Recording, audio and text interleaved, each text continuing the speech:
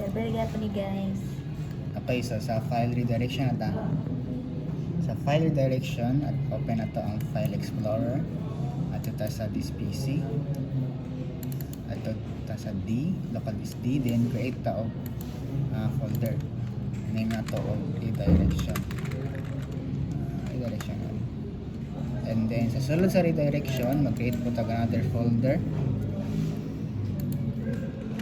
mga to trainer. Ang kaning trainer mo na itong i-share. So, ito siyang i-right click, properties, sharing, advanced sharing, permissions, then ito yung everyone diri, ito ang i-delete ang everyone, and i-add ito ning authenticated users, which is na-add na siya. Ano siya? Okay. Dapat authenticated users ang naradari.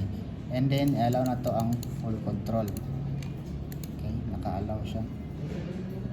Apply. Okay. Apply and okay. Then mo nanatay network path. So kaning network path ato na siyang i-copy. Then ato dayon ta sa katong group policy management. So again, wato ta sa tools, then group policy management,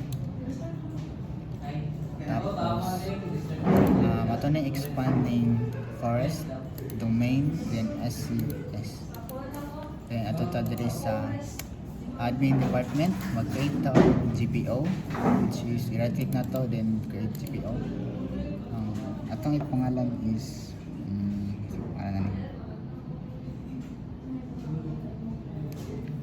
admin department.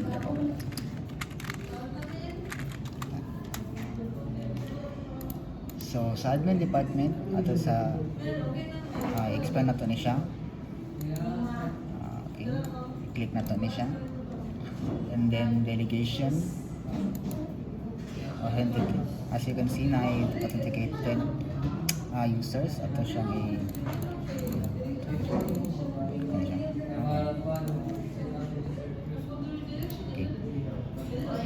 click na to advance, and then makita na itong authenticated users. So sa authenticated users ato siyang i-allow tanan na. So muna siya pag-delegate, apply okay, then right click na to ni admin department ng GPO ato siya i-enforce. Okay, na nato siya then i-edit na po na to, right click edit.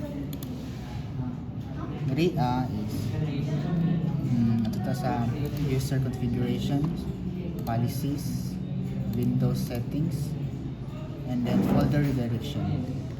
So sa folder redirection atong share is kaning desktop and documents. So first is desktop, right click, then properties. Panis siya is i-basic na to ni siya, and then itong root path diri na ta mag-paste atong path to niya ganina, which is kani.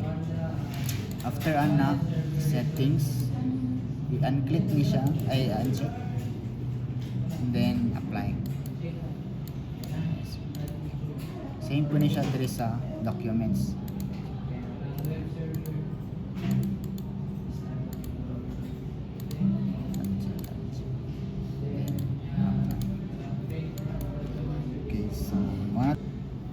Redirection and group policy configuration.